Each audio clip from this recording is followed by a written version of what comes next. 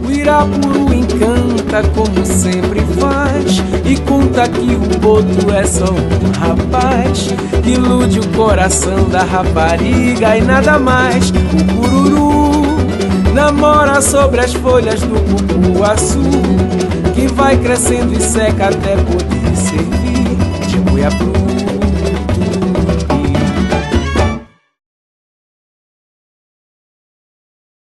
O programa de hoje está para lá de especial. Apesar de nós nos chamarmos Amazônia Samba, a gente não podia deixar de falar do choro. Afinal, são linguagens que andam assim, ó, lado a lado. E nós estamos aqui muito bem representados com essa turma de primeira. Nós temos aqui Biratã Porto, Nego Nelson, Cardoso, o grande Gerardão, Adamor do Bandolim e o nosso querido Gilson Rodrigues.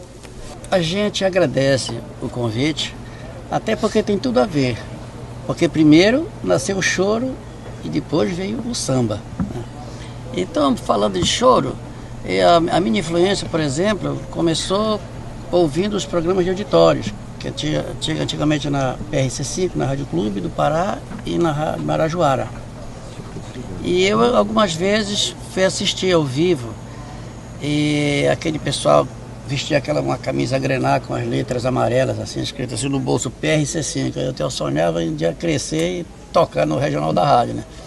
E o choro sempre foi pujante, sempre teve a sua força no Pará. Depois, com o tempo, com o advento da onda da Jovem Guarda, eu acho que o choro ficou assim um pouco morno em todo o Brasil, devido a esse modismo, né? Mas o fogo, o choro, como eu falo, é tipo um fogo de montura, de roçado. Vem a chuva, abranda, depois o sol vem, sai a fumaça, ele jamais morre, né? Mas morrerá. A gente sabe que Tó Teixeira foi uma figura muito importante para o choro paraense, né? E eu queria que, de repente, vocês comentassem, Nego Nelson, Bira também, qual a importância que Tó Teixeira realmente teve para todos os chorões de hoje. O Nego Nelson estudou com o Tó Teixeira, o Tó Teixeira formou uma geração. Eu fui um aluno do Tó Teixeira, eu tinha 14 anos. Antes, eu era aluno do Nego Gino. O Nego Gino me ensinou muito a tocar choro. E o Tó Teixeira ensinava o pessoal do violão, né? Tinha um choro quase erudito, que era o Ernesto Nazaré, tinha Gonzaga, exatamente, que se tornou popular por interpretações de autores de bairro, né, violonistas comuns assim, e criaram uma linguagem, um sotaque, porque eles ouviam e interpretavam da sua maneira. Daí é que vem um sotaque do choro um pouco paraense. O choro do Rio tem uma pegada tal, aqui já tem uma outra linguagem, mas a estrutura do choro é a mesma. Primeira, segunda e terceira parte. Então, depois do Tó Teixeira, teve outro movimento de influência de rádio. Tinha gente que ouvia a rádio e tirava no cavaquinho, e os grupos estavam dispersos. Você tinha um violão ali que tocava com um clarinetista, tinha um pandeiro, o outro lá no outro bairro, outro no bairro. A partir do movimento da Casa do Choro é que se vem aglutinar os chorões da terra e se criar um movimento forte. Eu sinto que a gente tem mesmo aqui um sotaque especial de tocar choro, né? Um sotaque paraense. E existe algum elemento que possa explicar qual é esse sotaque? Eu acredito que, pelo menos no meu caso, a gente tem muita influência, assim, digamos assim, do batuque, porque lá no meu interior, lá em Anajás, no Marajó, eu assistia quando garoto aqueles grupos que tocavam em festa ao vivo, não tinha nada amplificado, tudo acústico, né? Aquelas violas feitas de cedro lá mesmo, aqueles bumbos feitos com couro de animal, amarrado com cipó, certo? Então era aquele batuque. Então a gente tem muita influência do retumbão, a influência da maneira de tocava a mazurca, ele vamos tocar um puladinho, que era a mazurca, tipo um shotzinho, era deturpado, mas era a maneira que eles sabiam tocar. Então a minha influência veio assim, a minha pegada no choro é uma pegada totalmente cabocla mesmo, porque eu fui criado nesse ambiente. Né? Houve uma época que voltou agora com o Mestre Vieira, é uma influência caribenha, porque ouvia-se muito as rádios do Caribe, que as pessoas tinham aquele rádio potente, e à noite ligava, não tinha televisão, ligava na rádio do Caribe. E você ouvia a República Dominicana, ouvia Cuba, ouvia um monte dessas salsa, merengue. E isso influenciou muito a música paraense.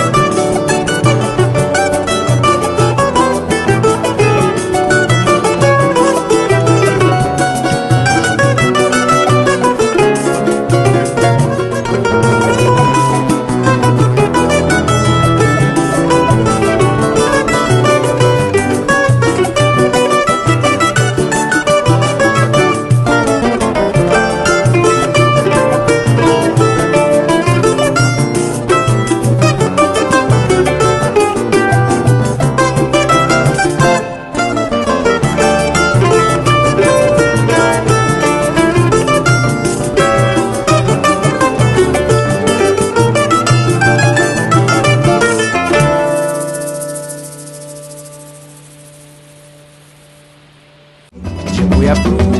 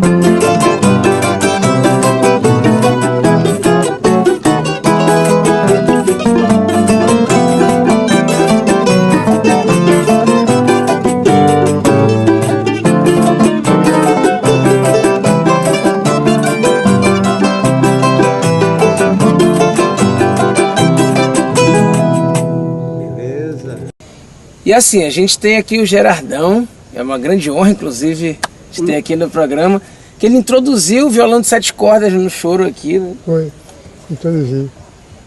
E aí, como é que era esse movimento, né, quando tu começaste a tocar o violão de 7 cordas aqui? Foi nas serestas por aí, né? Convidavam para ir para seresta aí, na casa dos amigos aí, dos bacanas aí. Eu vim introduzir o violão de 7 cordas. Mas primeiro eu cheguei aqui, eu não estou esperando 7 cordas para cá. 1904. Eu podia tinha uns 6 cordas, eu pedi o João Bezerra para adaptar um braço, viu? E colocar uma corda a mais, para me tocar. Olha, eu confesso para vocês que eu adoraria ter conhecido a Casa do Choro. Então, me contem, o que rolava? Como era a Casa do Choro? Eu morei lá 3 anos, eu vou falar um capítulo lá. Né? Quando eu vim estudar em Belém, o Aldemir já tinha um sonho, um ideal de montar uma casa para choro e samba de bona. E ele não conseguia apoio oficial para construir essa casa. Ele acabou pedindo empréstimo ao banco, ele era bancário, e começou a construir. Era uma casa muito grande, 2 andares, um varandão, uma sala para exposição e um quintal imenso. E ele era um idealista. Ele abriu essa casa em 78, e com a sorte que o Pixinguinha estava vindo em Belém, e o conjunto Época de Ouro foi convidado a ir lá, e eles foram, né? Todos eles, você lembra? Eu estava lá. Com o Rafael Rabelo ainda novo, 17 anos, lá, tocaram, todos tocaram, foi uma festa. Eu acho que foi um batismo muito especial, né? E assim, é uma casa no Jurunas, né? Que era um bairro afastado, mas começou a ser frequentado por jornalistas, universitários, e a casa cresceu, já tinha um público seleto. E tem umas histórias engraçadas da Casa do Choro?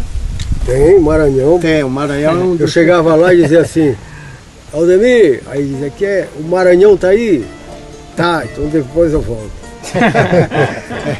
O pessoal amanhecia, né? Só saía de lá quando enchesse a janela com as Isso garrafas. era a mania do Aldemir. Aí já era fim de noite. Já estava no final da madrugada.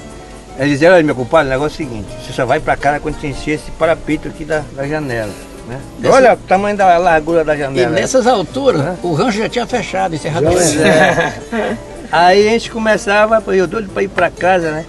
Aí o Aldemir, só essa janela aqui, tá bom. Aí começava a beber, enchia aquele parapeito todinho, aí dizia, vamos passar para outra agora.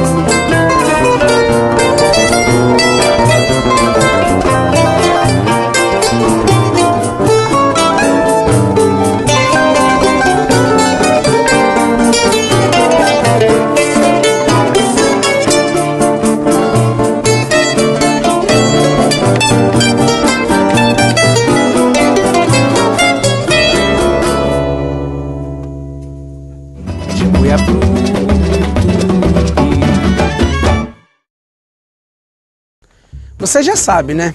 Para acessar os episódios anteriores ou então acessar conteúdos exclusivos, entra lá no nosso site amazoniasamba.com.br e segue a gente nas redes sociais que a gente está lá te esperando.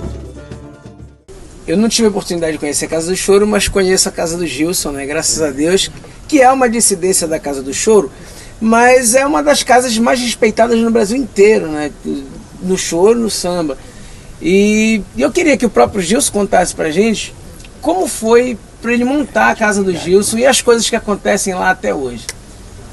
Bom, a Casa do Gilson foi uma consequência da Casa do Choro. É continuidade até continuidade. Continuidade. Porque o Aldemir ele fundou a casa, mas só que ele não durou muito, né? Foram 3 anos depois, 4 anos. Pois é, infelizmente ele faleceu. Aí, como na época dele a gente andava procurando local para tocar, a gente chegava nos bares, perguntava para o dono se podia tocar, uns deixavam, o outro não. Né? Aí o pessoal, com o falecimento dele, o pessoal ficou de novo órfão, sem ter o seu local para... E lá em casa, desde a época o papai gostava de cantar, de tocar violão também. E eu sempre tive aquela influência dele, né? E aí nós começamos, aquele pessoal que frequentava a Casa do Choro, aí nós começamos a fazer uma reunião lá aos domingos, eu, o Adamor, o Geraldão, começamos a fazer aquilo, mas sem nenhuma pretensão de nada. Aí o pessoal descobriu e começou a aparecer lá os domingos, né? De repente aquilo não deu mais para comportar aquele público, né? Aí foi, aí Gilson, mas eu tenho esse espaço aqui, Gilson, passa para o outro lado, aí nós passamos para o outro lado e tá como é uma referência, na casa do Gilson é uma referência pra gente que vem do Brasil inteiro. Exatamente. Todo mundo que chega, que quer ouvir falar em samba, vai pra casa do Gilson hoje, de choro também, né? Porque eu acho que lá a gente fala a mesma linguagem, mais ou menos, né? Se o show lá no Rio de Janeiro é tocado de um jeito, a gente faz assim mais ou menos. Fazendo uma exceção aqui só pro Adamu, que ele tem tipo assim, uma caligrafia. Se tu escutar um show do Adamu, esse show é do Adamu. Nós, por exemplo, nós que convivemos com ele nessa vida.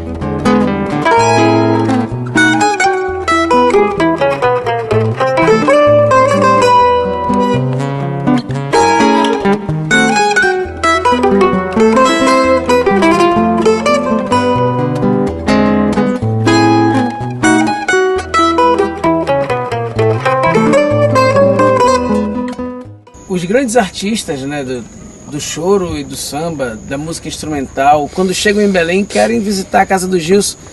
Conta um pouquinho, quem já passou por lá? Muita gente. Esse tem um bocado aqui, mas tem Sivuca, a Bete Carvalho, Paulinho da Viola, César Pinheiro, né? da Silva, Johnny Alf. Moreira da Silva. Johnny Alf, tem o Johnny Alf, já foi comer peixe lá. a irmã do Rafael Rabelo, a Luciana. Ela tem nome, sabia? Luciana. Luciana, exatamente. Então muita gente importante. Ronaldo, a gente não tem esse registro, perdemos esse registro. Pedro Amorim, né? Pedro Amorim, Pedro Amorim vai lá Ronaldo do Bolinho, o pessoal deixou em no... Belém. É como eu estou dizendo, tem uma linguagem que é mais ou menos, né? Eles sabem que eles vão lá porque tem um pessoal que também corresponde, né? A expectativa dele. A casa tem quantos anos? 27? Desde 1987, vai fazer 28 agora. 28 anos. É uma referência em todo o Brasil a casa do Gilson. Eu acho que é. E tem um formato diferente, que todo mundo chega, ou que conhece, vai, sobe, toca. Isso ajudou a formar uma geração nova de chorões, que tu pode falar um pouco do Marcelinho, que já é depois do Paulo Moura, é a terceira geração. Isso já é uma forma diferente, né? De segunda geração já está na terceira. Teve o isso é uma coisa bacana, né? De que cada um chega, todo mundo, é uma casa que todo mundo tem espaço. Geralmente em outras localidades as pessoas já tem aquele grupo formado. Faz o showzinho, acaba. Tem as histórias peculiares na casa do choro, né? Aquelas peculiaridades. Por exemplo, tinha um cara lá que levava 2 maracas, que quando ele acompanhava, ele ficava fora do palco. Quando ele acompanhava o choro, virava uma rumba, né? Aliás, nem era rumba, virava, era um carimbau. Não é o Manitou, não? O Manitoba. Tinha outro que cantava com uma mochila na costa, ele mirava o microfone, ia cantando, tu és a criatura mais linda, ia embora lá pro fundo da casa, sim, e o pessoal acompanhando ele, com a voz dele acústica, daqui a pouco ele voltava e ia pro microfone. É o Seu Drago. Seu Drago. Seu Drago. Era muito engraçado. E com a mochila na costa. Ninguém sabe. Eu sei uma historinha bacana do Cardoso lá na casa do Gilson, né? Acho que o Paulo César Pinheiro estava por lá, aí o Cardoso estava lá. Já vai começar. Aí o Cardoso estava lá, né, no banheiro, fazendo xixi, né? Aí chegou o Paulo César Pinheiro do lado dele, aí ele olhou assim: ô meu poeta, é uma grande honra mijar do seu lado. Esse é o Cardoso. Nós somos parceiros, parceiro de mijar. A cara do Gilson dava para escrever, acho que uns 2 livros, só de histórias. Assim, aconteceu um caso fato curioso lá, engraçado. Lá no Gilson, não é uma casa de show, é uma casa de choro mesmo. Quem sabe sobe e dá seu recado. Né? A gente já sabe, a gente está tocando lá, de repente a gente vê o Nego Nelson, a gente vê quando a gente já fica sabendo. Bom, daqui a pouco ele vem dar uma também, né? Tem um samba lá então, dentro. é assim, quando vê, por exemplo, às vezes aparece pelo Elírio Rubens, que canta, a gente sabe do talento dele, a gente dá uma chance, André Pinheiro, aí mistura o samba e o choro. E os grupos de choro paraense? Um apanhado rápido dos que vocês sabem. Em 2006, realmente começou o projeto Choro do Pará. E é dessa data que começaram a surgir os novos grupos de choro, né? E os novos valores, que daí veio o Diego Santos, veio o Marcelinho, tudo Charme cria do da Choro, casa, só né? mulheres, né? Charme do mulheres. Choro. Aí depois vieram, daí nasceu o Charme do Choro, mas antes existiu o Sapecando no Choro, certo? Chorando pra cachorro. Tem o Chorando pra Cachorro lá no Ilha do Bosqueiro, tem o Chove Choro, Engole Choro, Amigos do Choro, que tem uns rapazes que tocam ali na Gaúcha. Tem vários, tem aproximadamente de 8 a 10 grupos de choro, pessoal tocando choro, a corda solta, certo? Bom, gente, eu quero dizer que eu estou muito feliz de estar com vocês aqui. Enfim, um bate-papo gostoso desse, e eu aprendi muita coisa com vocês. E como eu disse no início, né, eu tive saudade de um tempo que eu não vivi, e agora eu fiquei com mais saudade ainda. Bom, e olha, a gente se encontra sempre lá na casa do Gilson, né? Vocês sabem que eu estou sempre por lá, né? A gente agradece a oportunidade e o espaço.